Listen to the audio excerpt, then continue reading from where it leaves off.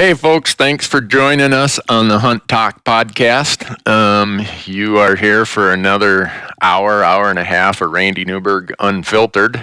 And today, I'm following through with one of the topics I've told people to expect on this podcast, and it's called The Best Hunters You've Never Heard of. And my guest today is a guy I really look up to because in addition to running two businesses, raising teenage kids, being a volunteer coach, being a huge volunteer in the conservation world, he somehow manages to live a normal life. and his name is Pat Harlan. And Pat is a longtime friend of mine. He and I ran the Ducks Unlimited committee here in Bozeman for 6-7 years? Yeah, it was a lot of years. And he is probably the best waterfowl hunter that nobody's ever heard of unless you went and sat in the blind with him. So anyhow, Pat Harlan is our guest today, and he is going to be able to give you some insight to the real Randy Newberg. I hope not incriminating insight of any way. Possible incrimination, but Pat and I, when we go duck hunting, I thought about this one time, Pat, when I think it was the last time when we were out at Mark's. Me and you and Butler were in that blind, and we were laughing so hard and solving so many of the world's problems. I thought, you know what? We just need a TV camera here with us mic'd up and just let it roll. that would have been probably one of America's funniest home videos. There was a lot of lies going on that day, and I think we even found that day a bent barrel of a shotgun. Yeah, we did. I bent the barrel on my shotgun. How did you do that? I had an obstruction in the barrel. Oh, wow. Yeah. It was,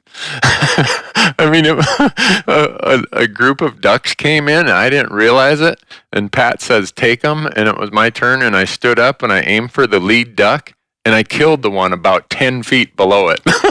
Randy's a good shot, and when you see him miss a couple, 2-3 times, we're going, what's going on here, and at the end of the day, we start, examining the gun, and the barrel's bent. Yeah, Pat's like, what's that big bulb in the end of your barrel? I'm like, whoa. Wow. So, but anyhow, thanks for listening with us, folks. We're going to go through some more of your questions out on our Hunt Talk forum. That forum is a big part of where we interact with people and get a lot of information. And I'd sent Pat the link with some of these questions, and he's like, man, there's some guy who asked whether you wear boxers or briefs. I'm worried about this audience you have that follows you. but we're gonna pull some of these questions from Hunt Talk, and with that, I don't know where it's gonna lead us, Pat. So whatever you want to say is on your mind. You say it, and if you shouldn't have said it, we'll erase it and redo it. We've been down that road not knowing where we're going to go a time or two. So yeah, we'll be good at that. So also with me is Dan Doty. Dan is the producer of this podcast. He's with 0.0. They produced the Meat Eater TV show and the Meat Eater podcast. And if there's any technical production issues, Dan, I guess I got to have someone to blame. We're blaming you. Yeah. No, that's why I'm here. I'm here to blame. Yeah. Okay. That's kind of how TV show hosts operate. Yeah. It's always the camera guy's fault. Of course. You know that. You ran a camera for Steve forever, right? Of course, but I was just so good at it, I couldn't get blamed for much. Oh, really? No, that's what my wife says. Oh, it's a good thing you have camera guys because you wouldn't have a wife to blame out there. And they make you guys look good. Oh, yeah. It's the Dans of the world that definitely make us TV guys look way better than we really are because... Thank goodness. Yeah. As my one friend, Jerry Pritchard, he and I grew up in Big Falls. And in this podcast over time, we're going to be the tourism advocates for Big Falls, Minnesota. Yeah, Minnesota's back on the map, and specifically Big Falls. Pat's heard this, but anyhow, Jerry's a buddy of mine, and he's like, Randy, the fact that you have your own TV show, it shows you how far a line of bullshit will get you in this world. And but anyhow, Dan, you've been thumbing through those questions, and I could answer any of them. I don't know if there's one specific one that you think today is going to take us down some path that leads us through the weeds, or... Well, I guess honestly, I'd yeah. I mean, there's a bunch of questions here that look great, but I would, first of all, I'd love to hear just more about your hunting experience and particularly the waterfowl hunting, and I guess what you guys have done together, and just I don't know, get a little more background on your hunting life. On Pat? Yeah. I don't know if we can do that. We might step outside the bounds of. I grew up in eastern Montana. I mean, this thing could go down a road we don't want to go down. Yeah, he cut me off right away. I was about ready to get into the good stuff, and you notice Pat cut me off. But anyhow, I'll let Pat describe himself and what he does. But he will understate his accomplishments. Let's put it that way. In all honesty, I was really fortunate to grow up where we did, I mean, I grew up in eastern Montana on the Bighorn River, and right next to 2 reservations, and at the end of the day, I mean, it wasn't a easy place to grow up, but if you like to do the stuff my brother and I like to do, which was hunt and fish, I mean, it was a paradise. And I mean, we did our share of terrorizing that paradise, as we grew up. But I think we were fortunate enough to have parents that we grew up on a farm and around animals and raised registered cows, and so we got that conservation thing kind of in our blood, and coupled that with hunting and fishing, and we orphaned my mom a lot, my dad and my brother and I, and if she wanted to see us, she came along with us. But I mean, we grew up in a hunting fishing paradise where we could do it all, and just kind of got us hooked on the outdoors, and and that's kind of what led Randy and I down the same road of, I mean, growing up in small town America and, having a passion for hunting and fishing, and by doing that, I mean, we got hooked up together, and, I mean, don't hunt as much as we'd like to, because we're both really busy, but when we do go, I mean, it's probably some of the funner times that I have out there, and, we both have a passion for Randy, probably more so big game than me. I mean, we just had a passion for waterfowl, and that's kind of what got us together and into the DU thing and conservation organizations. And so selfishly, I grew up a waterfowl hunter in North Dakota, big time, and having just moved to Montana, I'm just curious, and we don't have to get into too much of the podcast, but maybe later. I'm curious about, I don't know, is Montana a waterfowl paradise, or we can't tell people. I can't tell. You can't talk. Can't tell you the truth on air. Okay, all right. Actually, if you came to Montana in December waterfowl hunting, you would think you were in the waterfowl capital of the world. Yeah, it's almost not fair. In fact, last time Pat had me in the blind, we shot ducks so fast that the last ducks of the limit you have to shoot with your offhand. So if you're right-handed, you have to shoot left-handed. If you're left-handed, you have to shoot right-handed. Otherwise, you'd be done so quick. Yeah. Wow. And the last time we did, I think it took me like 20 shots to get my last duck with my left hand. And when I did finally get it, I didn't kill the one I was aiming for. But there was a reason for that, as we mentioned earlier. It wasn't Randy. It was that gun wasn't shooting so straight. But I mean, and I would tell you that specifically waterfowl-wise, the goose population in Montana, and as you probably see in North Dakota, I mean, we're in the greatest times. The goose population continues to grow and grow and grow, and the limits go up. So I mean, it's a great, I think, avenue to get kids into, because I mean, there's a lot of shooting and there's a lot of opportunity. I mean, the ability to get on private farms is tougher. I mean, but I think it's still probably one of the easiest to get on because it's waterfowl. I mean.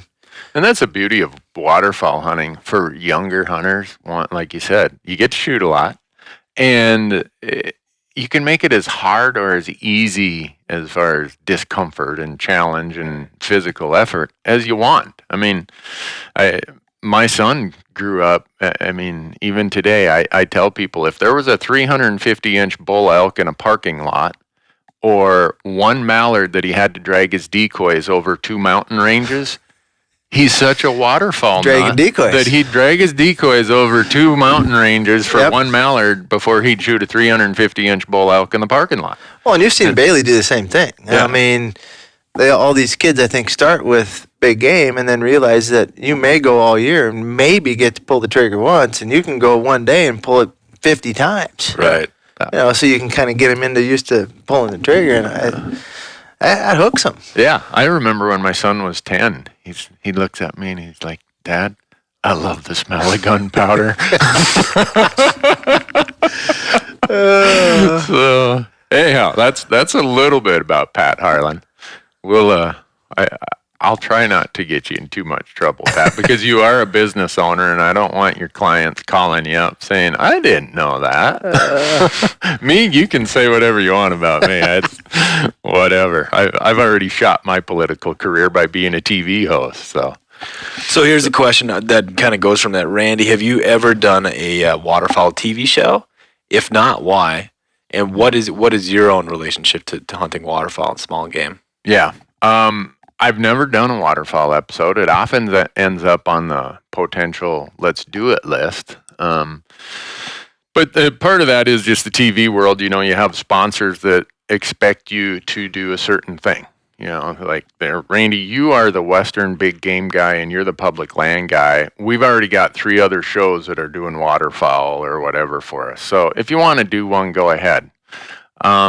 And the other reason I haven't done one is I save most of my waterfowling days for just me and friends or me and family. And, like Pat, the few times we get to go out, the last thing I'm going to do is drag cameras around that interferes with friend time together. Or when my son comes back to Montana in the wintertime.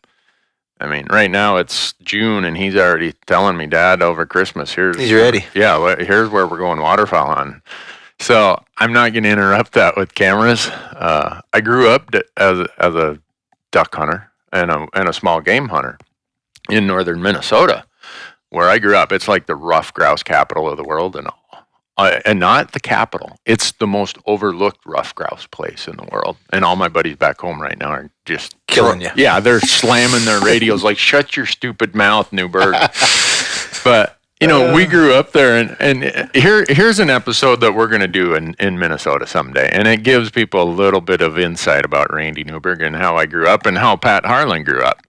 Is we're going to go up there, and we're going to go hunt rough grouse, or as they call them in Minnesota, partridge, and we're going to use our long tom 12 gauges. They're going to have a 30-inch barrel with a full choke, and we're going to ground pound them. We're going to shoot them off stumps, out of trees. I mean, that's what I grew up doing. That's how we did it. That's what I did too. I see these shows where guys show up with two $10,000 dogs and a $5,000 shotgun. That's not us. No, those are the people we used to make fun of. Yeah. They were city slickers is what we called them. Yeah. And for us, shooting partridge was dinner. I'd get off the school bus. I'd go down along what we called the Indian Trail. It was an old trail that followed the river. I'd be pole-axing grouse with on the way to school. Yeah. I was not going to let one get away. If you let one flush, your dad would box your ears. So we're going to go and do an episode like that sometime just to give people the understanding of this is Randy's roots. My roots are planted in the small game upland bird waterfowl world. And Pat, you grew up in pheasant country, waterfowl country. Numerous days shooting your limit on the way to school. We could not have grown up in today's world. No. There's no way the shotguns were in the pickup when you pulled up to the schoolyard. You checked your traps on the way into town. Yeah, it would not. We're lucky we're back a few years when we grew up because for sure. I think about there was not a kid in our school who didn't carry a pocket knife. Because if you were on your way to school and there was a road-killed mink or raccoon in the road, you hit the brakes, you jumped out, you threw them in the trunk of the Nova, and Mom took it home. And when you got off the school bus that night, you were skinning that thing and stretching it because you're going to sell it when the fur buyer came to town the next week. Yeah. If you were a kid and you didn't have one of those old-timer jackknives we call them, you were really down and out, man. It was like today, if you didn't have your Air Nikes or something, right. But part of the wardrobe. Yeah. So I don't know, Dan. Am I going deep enough into that topic of why we aren't doing waterfowl hunts? Yeah. I love doing it. It's just so much fun. We get to do it so little, though. And like you say, the blind time is for us anymore. I mean, probably not the kids, but for us anymore, it's way more important than the hunt. Yeah, I mean, for us, I mean, if someone calls and says, well, the birds aren't really flying that much, I'm like, well, good. That way my conversations don't get interrupted that much.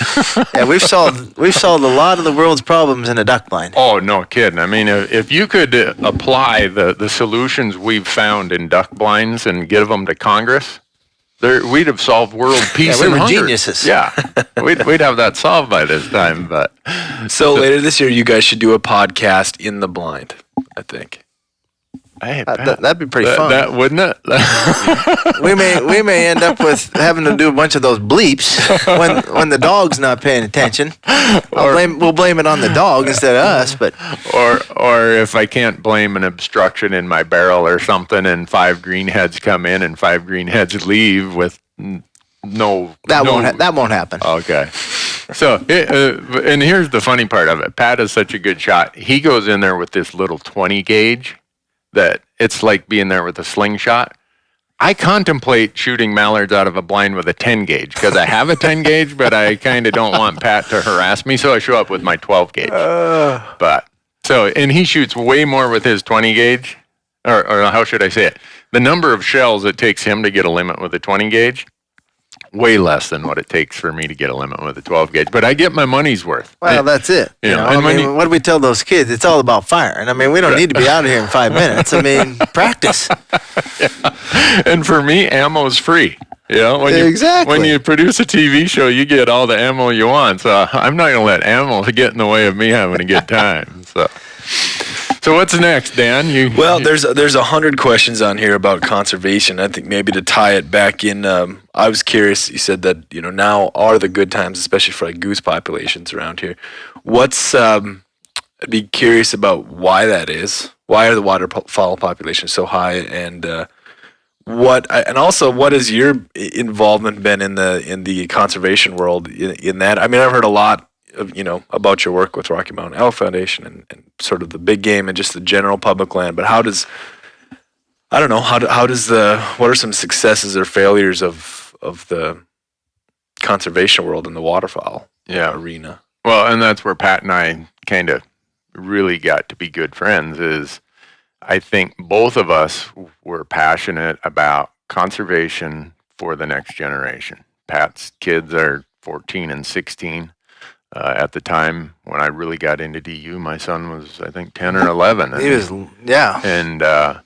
so for us, it was just a way to give back more, to do something that we just felt was an obligation. I think a lot of hunters kind of feel that way, and some of them express that sense of responsibility by being a hunter ed instructor. Maybe they're a scout leader, maybe they're whatever, they're just a mentor to some neighborhood kids. For us, it was Ducks Unlimited. I mean, it was... and you hit it on the nail, giving back, and we had a good mentor. Yeah. And Eric Pierce. Right, yeah. And, sure. I mean, the amount of wetlands that were being lost, and still to this day, I mean, everything, it's not just duck hunters, but everything needs water. So, I mean, we looked at it as it was, we weren't just helping ducks, we were helping everything, which was right down our alley. And at the end of the day, I mean, we got a lot, I can remember Randy's son coming to every DU banquet, and I mean, he became part of it, as did my kids, I mean, delivering, some of the raffle drawings and whatever. I mean, they look forward to it. And I think it is the good times because we are, I mean, obviously, birds, especially geese, have adapted and become more, less rural and more urban, maybe. I mean, in your country, in Minnesota, I mean, I know, and in Colorado, I got buddies that shoot them on golf courses. Right. Yeah, we got goose shit on every golf course in America, which I guess is a testament to the conservation efforts of waterfowl hunters. And the limits. Right. I mean, you can shoot, I mean, higher limits than we ever thought possible. I mean, with that. So, I do think it's great times, but about the time that we sit back and rest on our laurels and don't think, I mean, like all of us, it works so well we quit doing it. And about the time we do that, I mean, we could find ourselves back in the day. I remember limits on the bighorn for ducks in the 80s that were two birds. Really? Yeah. Wow. What is it now? 6? Yeah, five mallards with a bonus duck. Yeah. And you got 7 on the western side of the state. Right. So... And across the United States, well, for the most part, not every place, but across the United States, waterfowl is doing extremely well. Right. Geese and ducks. But back to your point, Dan, a big part of that conservation connection was growing up, my dad instilled in me that you give back more than you take. And I wanted to do that, but a lot of these conservation groups are a good place to teach your children this is a mechanism or a vehicle by which you can give back more than you're taking. And so I looked at that and said, wow, my son can be involved, my wife can be involved, I can be involved, and we can make a difference, because I just think it's part of the hunting culture that we teach the next generation how to do it, why we do it, but we also try to instill in them this value of someone gave it to us better than it was before. Our job is to make it better for you, and then you'll pass it on to someone in a better manner. So leave it better than you found it. Yeah, I mean, and that model you guys use at the Rocky Mountain Elk Foundation, I love. It's pass it on down, right? That was a motto. Right, that was one of the mottos I love that. The Elk Foundation had, and now our new motto or tagline is "Hunting is conservation." I mean, it's that simple. Wherever you go, you can find conservation that is. It's got the fingerprints of hunters all over it. I mean, you think about it. In today's world, everyone thinks the United States has this conservation ethic that it just arose in the last 30 years since Earth Day in, 72 or something. But really, it was over 100 years ago that Theodore Roosevelt and his buddies got together, formed the Boone and Crockett Club, and they said, enough is enough. All this market shooting, all this exploitation isn't going to happen on our watch. And so hunters we're the ones who invented the term conservation. We're the ones who planted that seed in the American culture. And if it weren't for the foresight of hunters 100 years ago, the collective conservation ethic that we have in the United States wouldn't be here. And hunters practice it more than anybody. Exactly. We are the ones who are not just talking about it. We're doing something about it. And if hunting and hunters can be criticized, it's that maybe we haven't done a good enough job of explaining what we've done and why it is that there are now wild sheep all over Nevada when they once disappeared. Why is it that today there are more elk in the North American continent than any time in my life? Like you said, it just didn't happen. Right. It happened by work, plan, and design, and funding and volunteerism of hunters. There's 2 key points I think you make, and that's I think a lot of people think that you have to have a lot of money to be a conservationist. No. And that's another thing I love when you watch the advertisements of the Elk Foundation. I mean, there's a lot of guys out there in the grassroots rolling up barbed wire. Right. I mean, it doesn't take. You don't have to be a wealthy person to be a conservationist. I mean, you gotta have a strong back and be willing to get out there and work. Right. And really, the conservation starts in your heart or your soul. Exactly. It's a mindset. It's an ethos of this is who I am and this is what I'm going to do. And I just wish we as the hunting community were more assertive in letting the world know, I'm not taking a back seat to you because you think you have some moral high ground over how you acquire your food and how you look at the landscape. In fact, that gets my hackles up. Yeah, me too. I call it a new age religion. In the last 40 years, there's this new religious movement that somehow if I hire somebody else to go and do the killing for me, that I'm now better than everybody else. Bullshit. Under no way, shape, or form am I going to accept that, because the honest relationship I have with my food by going and killing it myself, by cleaning it, by processing it, cooking it, and my family seeing how that happens, their connection to the landscape and how we as humans impact that landscape and impact that wildlife, that water quality, that air quality. And the word I'd use is respect it. Right. I mean, nobody respects the animal more than the hunter. No. Now don't get me wrong. I mean, there's the tiny few in anything you look at that's disrespectful disrespectful of it, but for the most part, the hunter respects it more than anybody. Right. And I think if hunters would kind of stand their ground and say, you know what, if you want to have that perspective of life that the landscape out there, you're just supposed to be a spectator, knock yourself out. But don't think those of us hunters who, we're not spectators, we're participants. We are out there participating on the landscape, acquiring our own food, doing everything that gives us a level of depth and understanding and connection that you can't get by being a spectator. You just can't. And so people usually only one time give Randy their self-righteousness BS about, I'm a vegetarian, or I only eat organic. By the time I'm done with them, they wish that they wouldn't have opened their mouth. No, and I don't do it in a brutal way. It's just matter of fact. We eat organic too, right? There's nothing more organic than the cow elk that my kid shot last year. Right. I mean, we are the ultimate organic farmers. And here's the other part of it. We have, whether you think the world is 6,000 years old or 6 million years old, we've got history since time began on our side of saying, you know what? The human body has evolved. My DNA strain says, I'm going to go, and when I see that rabbit or I see that bird or I see that deer or elk, my mind says that's food. And I'm not going to back away from the fact that that animal gave its life for me. And the most profound thing, and it's like it happened yesterday. I was 14 years old, shot a white-tailed doe in Minnesota, first deer I ever shot. And I remember my dad and I tracking that, and we came up on it and was not yet dead. And you know how a deer has this really brown, sparkly look in its eyes. And as I'm standing there, it's dead now, and it goes to that bluish green look. And I was at least smart enough to know that meant it died. And it just tore me up. I mean, I walked around the brush, and I got tears running down my face, and I'm like, oh my gosh. And fortunately, my dad knew, hey, this is... Knew the feeling. Right.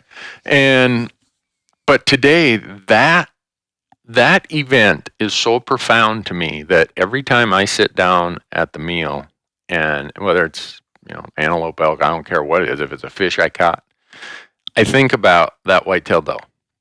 And she died so that we could eat. I mean, food was our number one motivation for hunting growing up. And I will never lose that connection to food. If I lose that connection to food for my purpose for hunting, I'm going to sell my gun, sell my bow. Be done. And I'm going to go take up shuffleboard or something. And I don't have to make any apologies or excuses for that. I think that a lot of people look at hunters and think it's all about the kill. Yeah. And you and I have talked about this as we get older, but I think it becomes less and less about that. Completely. It's it's a subsistence of surviving and the food aspect of it, and caught walleyes last week, and slot limits, keeping the right one, but the food aspect of it. But most hunters aren't just natural cold-blooded killers. No. It makes people uncomfortable, I think, is the enjoyable part of it. I just recently raised and slaughtered a dozen meat chickens, and I don't think there's something different. I'm very curious about the difference, and you said you grew up on a farm and very familiar with that life. The difference between farming for food and hunting for food. I think what gets people is that there's an enjoyment. There is a rush of hunting and killing, and in a very different way that I don't think I've ever heard anybody say, "Oh, you really enjoyed butchering those chickens. That was fun. You're terrible for that." It's a little different, and I think that's the point of reckoning. I think that hunters we need to speak really clearly about is that it doesn't devalue the entire process, because it is an enjoyable thing. It is. I mean, and it's not just a modern day thing. You look back at hunting as a culture, not just our current culture, but since time began. why are there so many rituals and so many celebrations and so many, whatever you want to call it? There's a lot of their tales and their stories, or even parts of their faith and religion, was based upon the hunt. And they provided for the tribe or for the family or whatever. And it was a ritual of one, celebration, a ritual of thanks, a ritual of respect. And you bundle all those together, and like you say, Dan, it creates this fun, exhilarating experience that somehow has the dichotomy of watching an animal die. And that part of it is hard to reconcile. I mean, even today, I don't know how many animals have been through my freezer and through my body, but every animal that I kill, when I walk up there, the aroma of the animal, the feel, the senses, just connects me of, man, the life this animal led to get to this point. And if you watch you on your show, and it's one of the things I really like about what you do there, is you walk up and you thank the animal. Right. I mean, for the challenge, the meat. I think that's a noble thing. And and I do that purposefully because that is the profound part of hunting, where you have this rush, kind of like they did back when they ran the buffalo off the cliffs here just west of town. Right. I'm sure there were big fires and celebrations, and the guy who run the most off or found the herd or whatever was probably the hero. Yeah. And it's no different today. But one thing they always had, and one thing I will always have, is this respect, and showing that respect visibly and within myself, that this animal is going to be my food. And I'm not going to apologize for that. Anyone who sits down to a meal, I don't care if you're a vegetarian, I don't care if you're a farmer or a hunter, a fisherman, there is blood on your hands or on somebody's hands for that food to be on your plate. It's because you're buying it in a store doesn't mean some of the stuff we're talking about didn't happen. Right. And I've had, I don't know how many discussions with vegetarian people. And I tell them, go buy the book Blood Ties, written by a friend of mine, Ted Karasote. And anyone listening, if you can, go to Ted's website and buy the book Blood Ties. And it talks about Ted was not a hunter. He was actually against hunting. And then through his process of writing and through his life, he went and lived with the indigenous people in Greenland, really understood an appreciation for hunting, became a hunter, a subsistence hunter himself. And then he does this big research about what the fossil fuel footprint is for a pound of protein acquired via farming, because you go buy it at the organic food market, versus him shooting a mule deer doe in his backyard or a cow elk in his backyard. I can't remember, it's been a long time since I read those chapters. It is such a factor, a multiple of 6x or 10x of your fossil footprint compared to hunting. I'm like, you go read that and you tell me that I'm the good for nothing for the way I acquire my food. It's not there, but so Dan's giving me this look like, all right, Randy, we get it. No. I think you could talk about it for. It's so important. It should be talked for nonstop. Yeah, I mean, you guys produced the Meat Eater show, and you guys, it's a heavy focus on meat. Is this the same kind of feedback you guys get from Absolutely, your audience? 100%.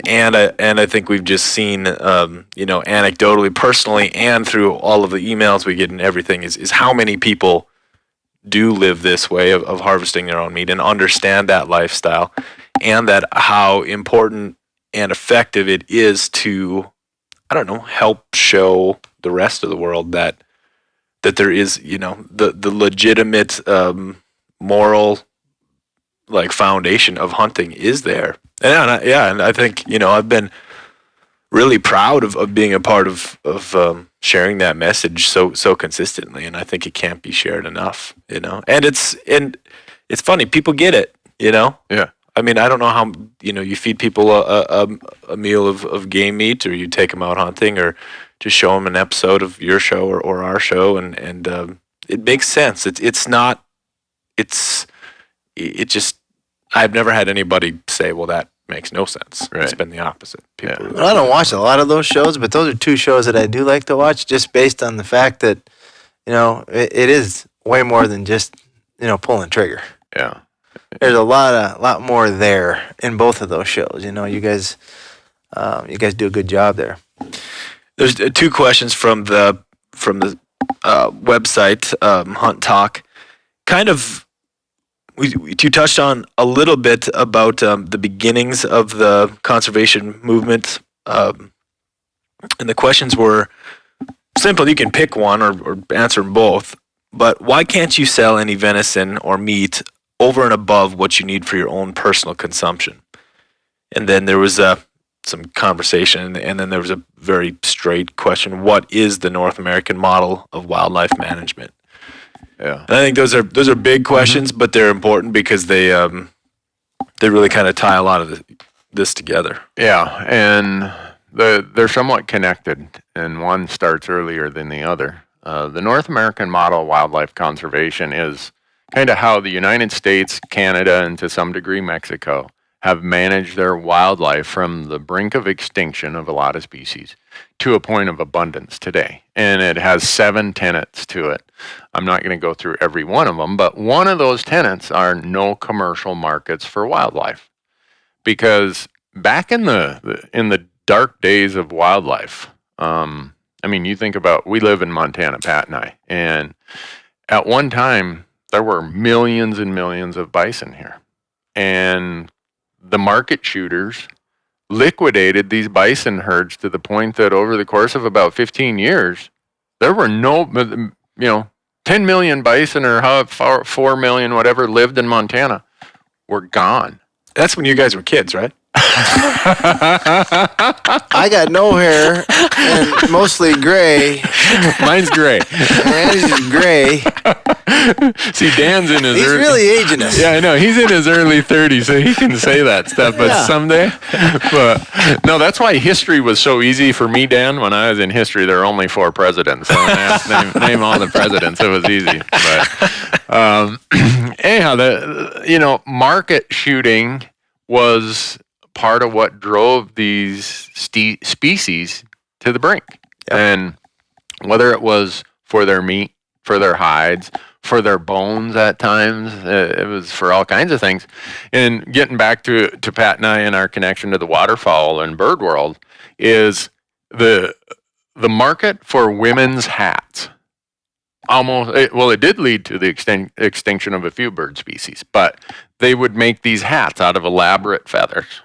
And that's how when Theodore Roosevelt established the first National Wildlife Refuge down in Florida, I'm trying to remember the name of it. Part of it was to protect these rare bird species that people were shooting for the markets for women's hats. And they actually had a public campaign back in that day to say, hey, women, fashion people, you are resulting in the extinction of species here because you kill these animals when they're at their greatest plumage. Well, when's that? When they're breeding. When they're mating. And so it was at that time where in the United States, we decided, you know what? Markets are not good for our wildlife. And so to answer that person's question, even today, in some places they say we have too many deer, we have too many whatever. You can't sell it.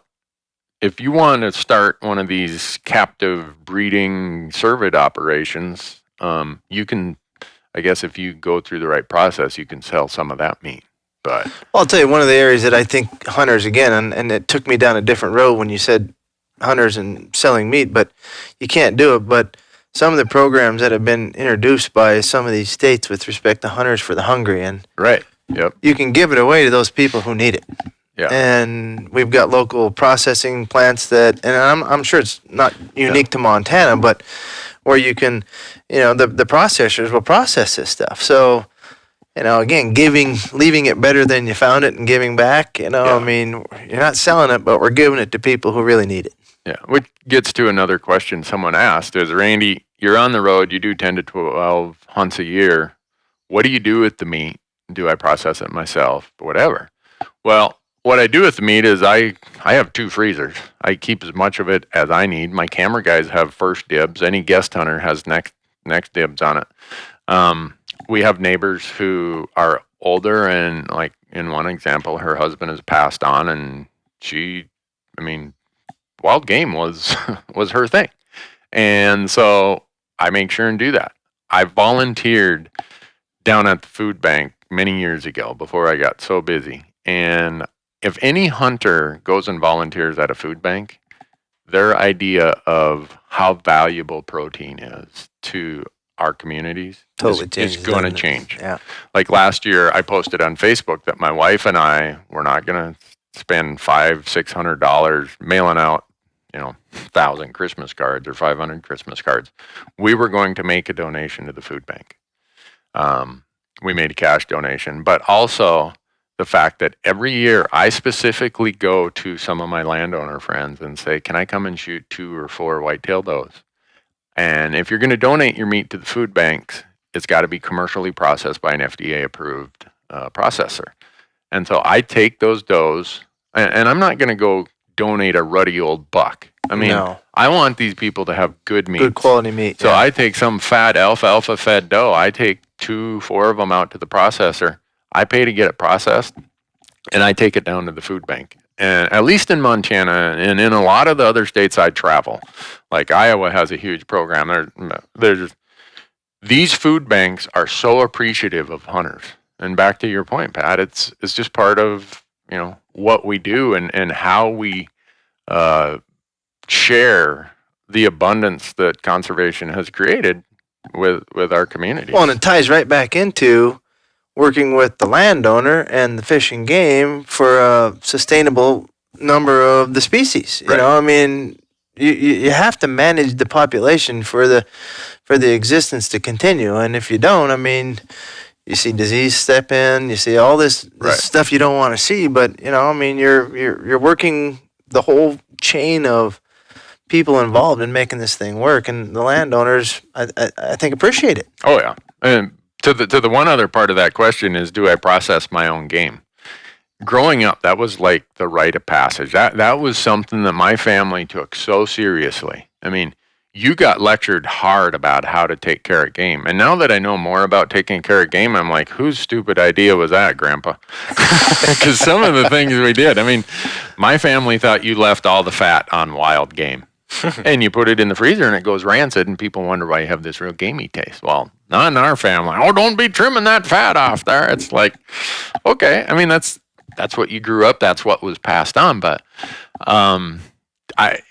if Randy wasn't a TV show host, I could almost be a game processor. I enjoy it that much.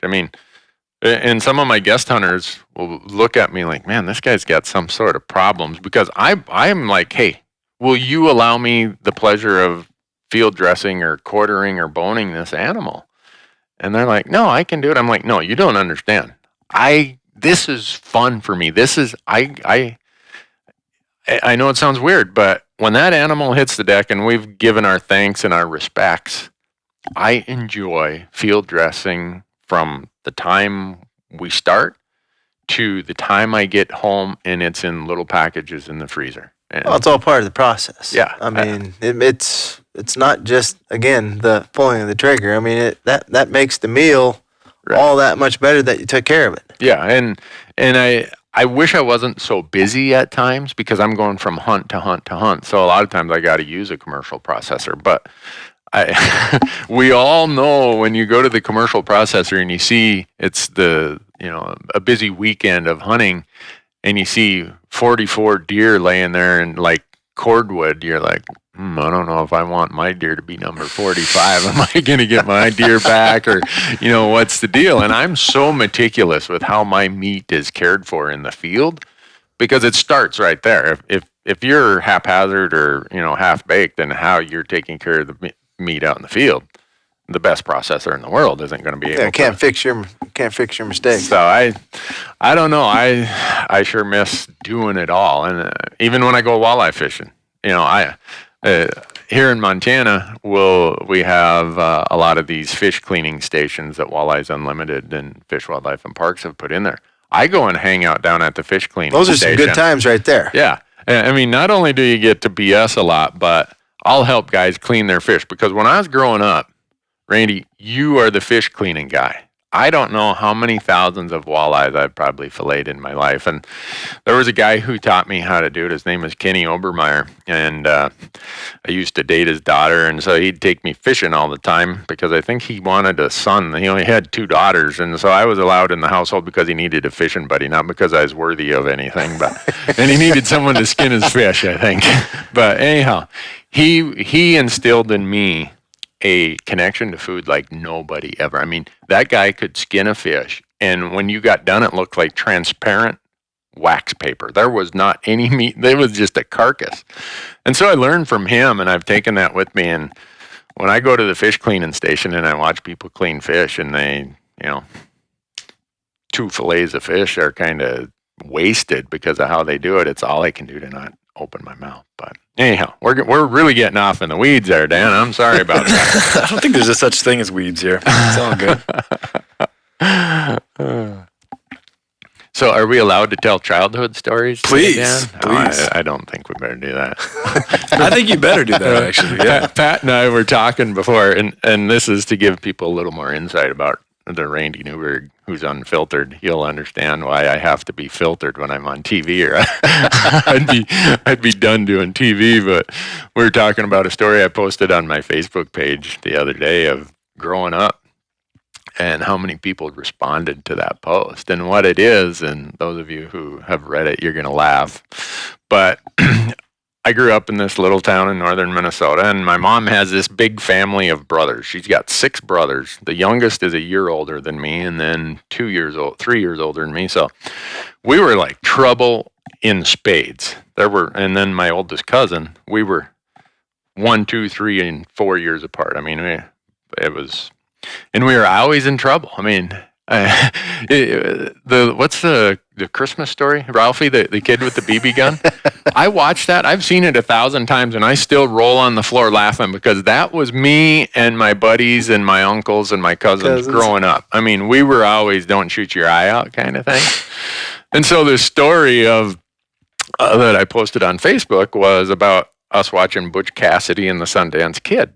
I think that movie came out in 70 or 69 or whatever, and I lived so far back out in the woods, it took 2 years before they found out. Before you got the feed? Yeah, and there was this segment in there where they blew up a train bridge.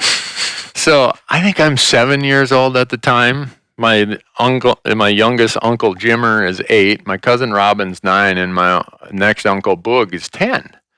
So you take the creative minds of bored rural kids who are somewhat pyromaniacs, and it doesn't take a lot of imagination. So in this Facebook post, I said, don't let your kids watch too much TV, and here's why. So I go on to tell this story of my grandfather was working up on the North Slope at the time. They hadn't started the pipeline yet, but he's a mechanic, so he was up there working on equipment as they were getting ready, and he was a fanatic waterfowl hunter.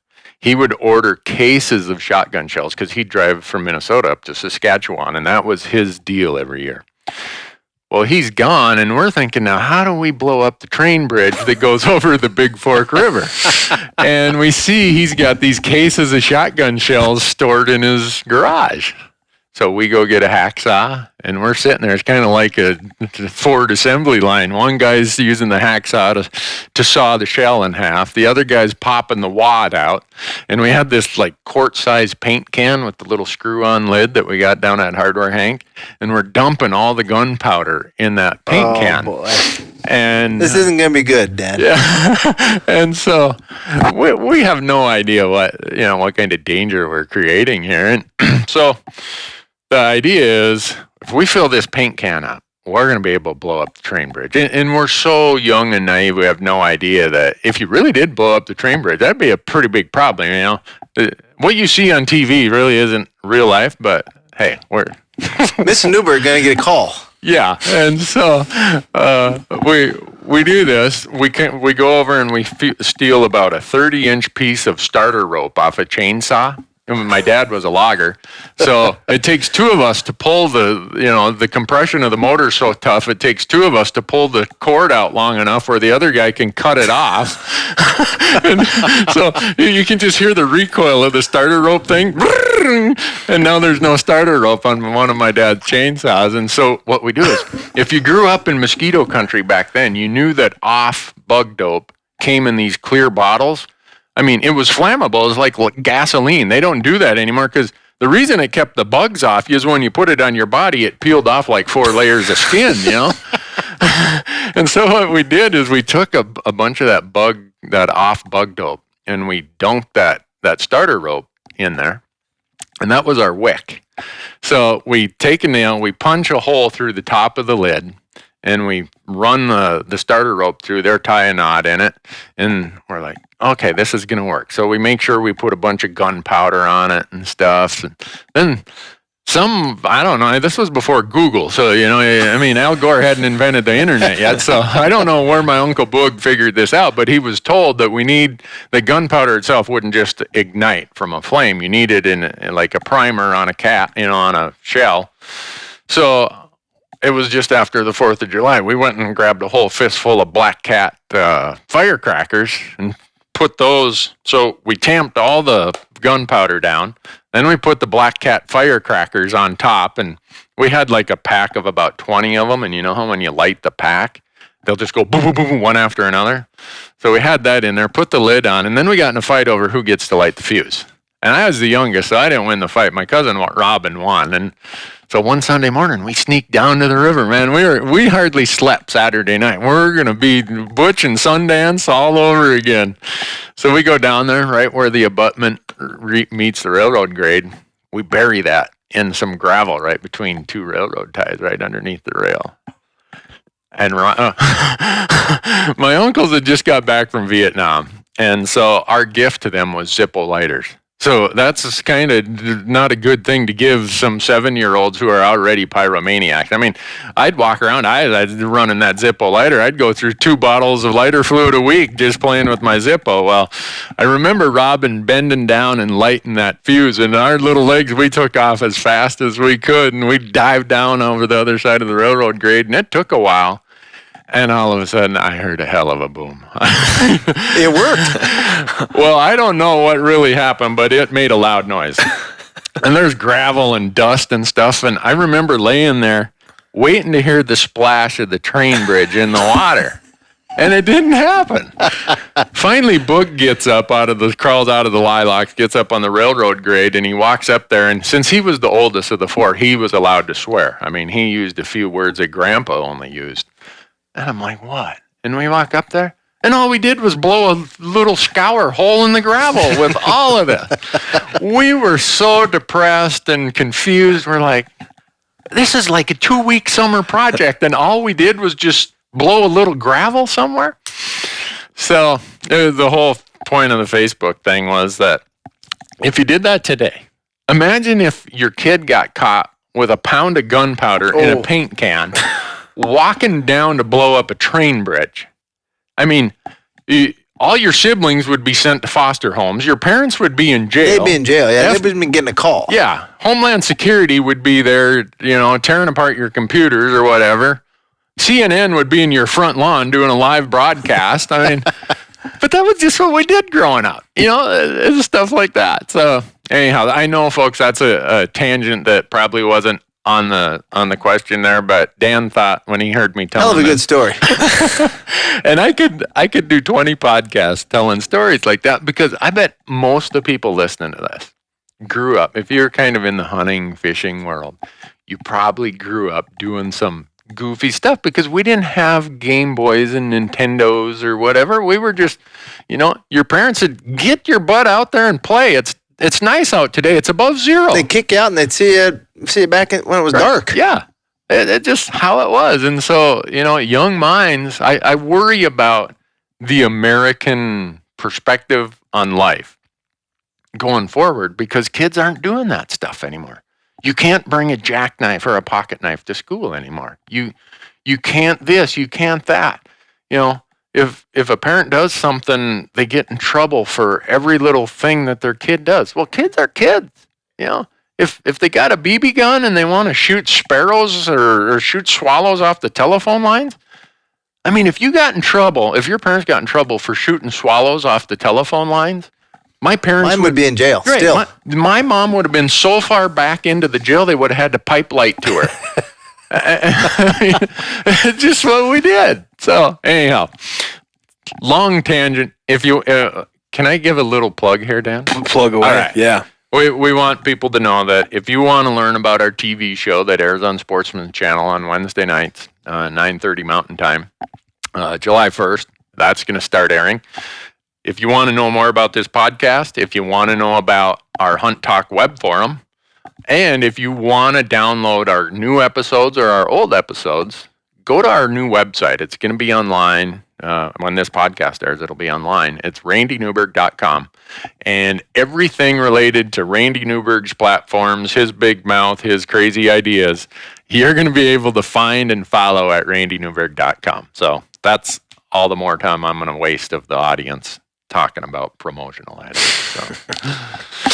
Well, yeah, we're definitely getting close to an hour here. Do you guys have any wrap-up thoughts or final things to leave the audience with? What are you thinking, Pat? I like that. I like that piece that we talked about. Leave it better than you found it. I mean, everybody can do something. Yeah. I mean, it doesn't take a lot of money. May take some sweat and some hard work, but everybody can do something to leave this place a little better than we found it. And then, we always talk about it, but I mean, we got to get more youth into our sport.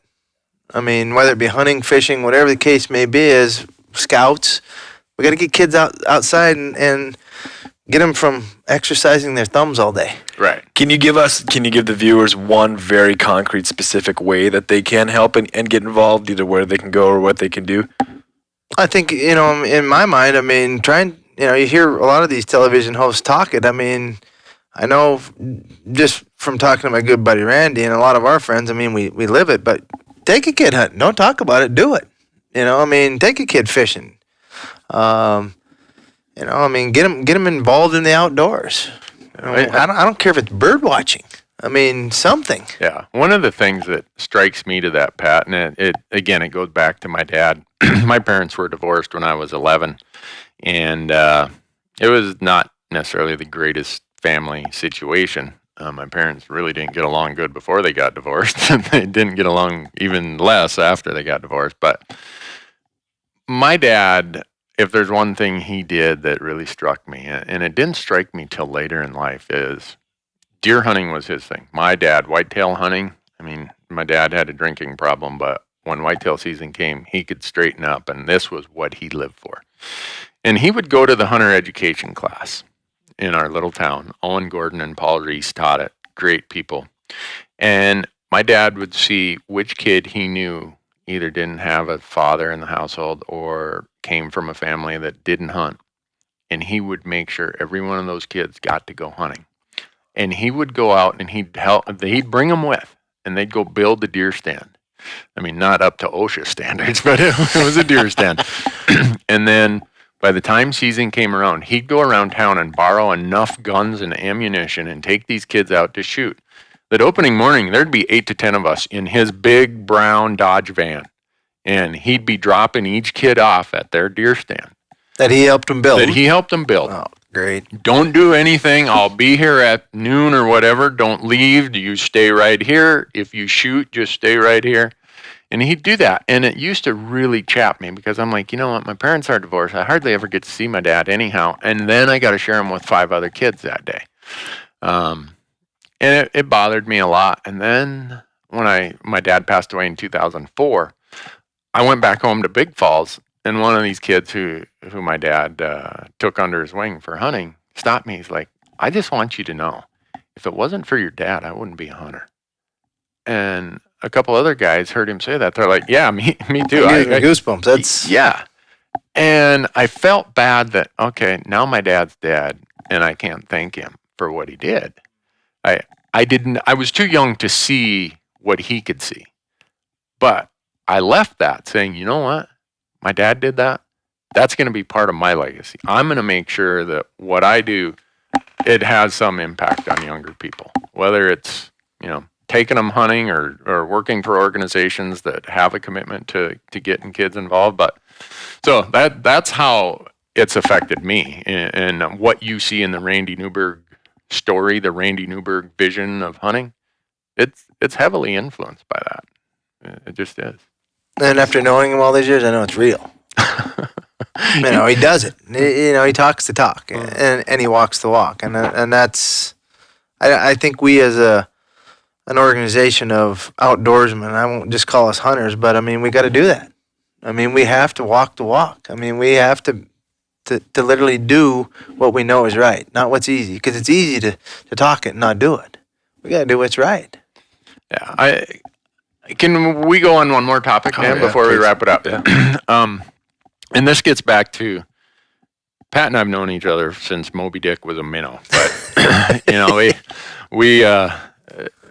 he knows my TV show is all self-guided hunting on public land, and Pat comes from a ranch and farm operation, which a lot of us would like to hunt on private property. Recently, Pat bought into an elk outfitting operation. And the reason I bring this up is there's so much of, at times, can be this division about, I go guided or self-guided. I hunt public land or private land. And a lot of times people point that finger back at me and say, Newberg, you're the dumbass who started this division by doing a TV show that's all self-guided public land. And I didn't start down that path to create any division in any way, shape, or form. It was just, okay, I'm a CPA, I'm building a business plan. Where is the market underserved? And there was no other TV show that was big game that was self-guided public land. My point being is, hunting is big enough for all of us. If we want to get in these fights about, I went guided or self-guided, I've been on guided hunts. And Pat, the funny part about, when you told me you were going to get into this outfitting business, I'm like, here is a guy I know, Pat Harlan, who has spent his whole life hunting on his own, doing, I was nervous. I called him as a friend. I was very nervous because it's not how I grew up. I grew up hunting public land like 99.9% of us, and it worried me. But it can work. And when we took Wounded Warriors last year, it was probably one of the coolest experiences I've ever had. But you can make private and public hunting work. You got to have guys like Randy out there starting the conversation. Yeah, and that's what I want to leave people with. This is not about my way is better than your way. It's not about whatever, because I get so many emails in a year, and you know this, Pat, because I send them your way. It's, hey, Randy, I saw that hunt you guys did in Montana, and man, that's cool. I'd love to do it, but I live in Ohio. I've never been elk hunting. Do you have an outfitter you can send me to who maybe can show me the ropes the first time? There's so many reasons why somebody would want to have someone show them the ropes a time or two. Or maybe it's health. Maybe it's just lack of knowledge. Maybe it's time schedules, whatever. Yeah. I refer, I'm like the best unpaid booking service in the world. Because when people call me or email me, I'm not going to send them to somebody because I get a referral. The norm in the industry is booking agents get paid a referral fee. Yep. I don't want that. If I'm going to send somebody to go and hunt with an outfitter, they're getting sent there because I know for the type of hunt they're talking about, for the type of experience they're looking for, this person is probably the best guy for it. And so I've got this small handful, depending on what state and what species, that I'm just funneling people there. And a lot of them are like, Randy, why you got this rap about being anti-outfitter? I'm like, I don't know. It's not like I did this show or this podcast or these platforms to do that. And so, I don't know, Pat, maybe you guys, maybe your clients, maybe it's not even part of the discussion, but I worry when that discussion becomes not promotion of how I think it's healthy when it's promotion of, hey, this is how I did it and what I did. It becomes unhealthy when it becomes a criticism or an idea that I'm better than you because this is how I do it. Well, when I looked at it, when you started doing what you were doing, in my mind, I respected the fact that you were teaching people that it could be done. Yeah. That was the whole everybody idea. Out there, no matter what you do, no matter how much money you make, no matter where you live, you can do this. Yeah. And you say that in the show all the time, and I have a respect for that, because if you do put forth the effort, the time, you can do it. Now, again, you may not have the time to do that. You may not have the wherewithal to want to do that, or you don't want to do all the research, and then you can take another avenue. But there are opportunities out there, and when guided, non-guided, when when outdoorsmen and hunters and fishermen come together, we can do a lot of good things. Right, for sure. It's better for all of us. And so I just wanted to kind of close this with the positive idea that when you step back and look at it, does it really matter if you hunt public or private? No. Before I started the TV show, I hunted a lot of private because I am a CPA. I've got all these ranch and farm clients. They're like, oh, you ought to bring your son out and shoot some of these pheasants. They're annoying me in the winter. What am I going to do? Say, oh, I'm sorry, that's private land? No, I'm going to take advantage of it. Anyone who wouldn't take advantage of those opportunities is a fool. Well, look how many people you got out doing things now that didn't think that they could do it because they didn't have the money to hire a guide or do whatever. I mean, now they're out there, they're doing it. Yeah. And so for me, it's about the bigger picture. Where is hunting going? And are each of us individually and collectively doing something that is, as you said earlier, giving back or making it better than it was today? And it's for me, it's that simple. And as long as I can have friends like Pat Harlan who will drag me out in the duck blind every December and let me be a fool, let me demonstrate what a bad shotgun shooter I am, and he'll pat me on the back and say, oh, don't worry, you'll get the next flock. I'm going to tell you all right now that that's not a truth right there. This could be a Newbergism lie. Because he's a very good hunter, as you all know, and he's a good shot. So, but there's more fun had in the blind, and it's a ritual, and we got to do it every year, and it's why we do this stuff. And if there's one message of the relationship Pat and I have for all of those who are listening, you have somebody, some close friend that you probably time gets in the way of you guys going and doing your fun thing. This year, make a commitment that, all right, my old buddy or my dad or my uncle or my whoever it is in your group of hunters, put it on the calendar this year and go do it. Because it's the part, as much as I get to do a lot of cool things in the TV show, back to what you asked, Dan, of, why don't I do waterfowl hunts? Those are the hunts that are saved for me and my pals and my family. So put it on the schedule, because if you don't treat it like an appointment, you'll find something will come up. Exactly. Something else will happen. So thanks for listening. This is Randy Newberg, unfiltered. I don't know how filtered I was today. Pat's looking at me like, oh, maybe he was all right today. He didn't say anything that caused Pat to roll on the floor and laugh like he does sometimes. But we appreciate you listening. And go to randynewberg.com. Hunt Talk Podcast, Randy Newberg Unfiltered. That's where you're going to hear a lot of things you probably aren't going to hear anywhere else.